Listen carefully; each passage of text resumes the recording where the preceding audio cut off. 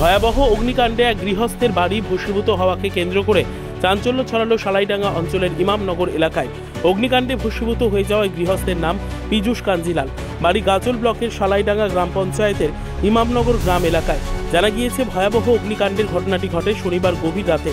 শনিবার সকালে ওই গৃহস্থের অগ্নিকাণ্ডে দুর্ঘটনায় খবর পেয়ে ঘটনাস্থলে ছুটে গিয়ে গৃহস্থের পাশে দাঁড়ালেন গাজল ব্লক প্রশাসন আধিকারিক ও গাজল পঞ্চায়েত সমিতির সভাপতি মোজাম্মেল হোসেন সহ সমস্ত কর্মাধ্যক্ষরা। সঙ্গে ছিলেন জেলা পরিষদ সদস্য সাগরিকা সরকার, সমাজসেবী সিরাজুল ইসলাম কৃষ্ণ সিংহ সহ অন্যান্যরা। স্থানীয় সূত্রে জানা গিয়েছে, ওই গৃহস্থের বাড়িতে অজ্ঞাতভাবে হঠাৎ করে ভয়াবহ অগ্নিকাণ্ডে ভস্মীভূত হয়ে যায় তার একটি বাড়ি, বাড়িতে থাকা একটি দোকান, বাড়িতে থাকা মজুদ শস্য সহ আসবাবপত্র পুড়ে গিয়ে বহু টাকা ক্ষয়ক্ষতি হয়েছে বলে জানা গিয়েছে।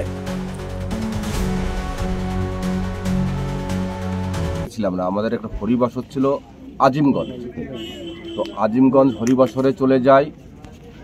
এখানে বাড়িঘর লক করে রেখে যাই। কবে গেছিলেন? আমি গতকাল বেলা 1টার সময় এখান থেকে গিয়েছি। পুরো ফ্যামিলি এই বাড়িটা পুরো আটকানোই ছিল। তাতে ধান ছিল, আমি একটা স্টক মালের বিজনেস করি, ওই পিছনে একটা আমার দোকান আছে, দোকানটা চলে গেলো। আমার আর নেই কিছু, আর কি সবই শেষ হয়ে গেছে। একটু ধান ছিল, সর্ষা ছিল, আর একটা পাওয়ার টিলার মেশিন, বাড়িতে বাড়ির যে সোনা টোনা ছিল, মোটামুটি যা ছিল সব নষ্ট হয়ে গেছে।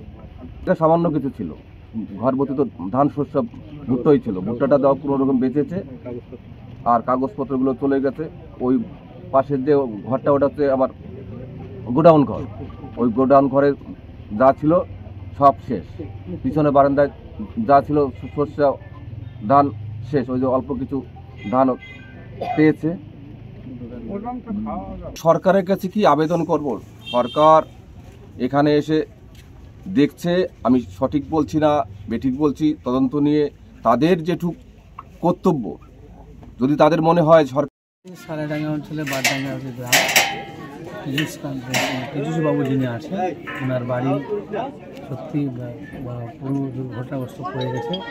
মানে বাড়িতে কিছু নেই রাখার মতো, এবং এই ঘটনা সত্যি দেখে আমরা প্রচণ্ড মর্মাহত।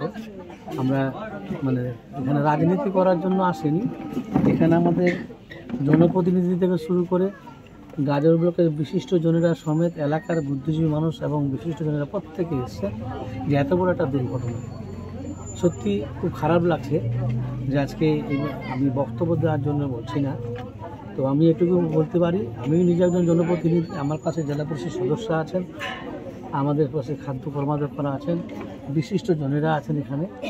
আমি এটুকু বলবো যে আমাদের সরকারের পক্ষ থেকে যা যা সুযোগ সুবিধা, বিশেষ করে বাড়ির জন্য হোক এবং অন্যান্য যত রকম সুযোগ সুবিধা দেওয়া যায়, আমরা কিন্তু পীযূষদার পাশে আছি এবং আগামী দিনে থাকবো।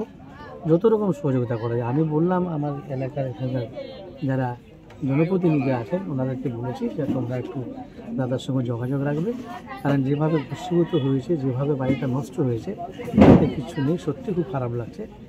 তবে আমি এই বিষয়ে জনপ্রতিনিধি উঠে একটা কথা বলতে চাই যে দাদার সঙ্গে এবং পাড়াপড়শির সঙ্গে কথা বলে যেটা বুঝতে পারলাম, এখানে একটা রাজনৈতিক অভিসন্ধি আছে। এই জন্যেই পীযূষবাবু আমাদের দলের দীর্ঘদিনের কর্মী, সক্রিয়। ব্যুরো রিপোর্ট, উত্তর বাংলা সংবাদ।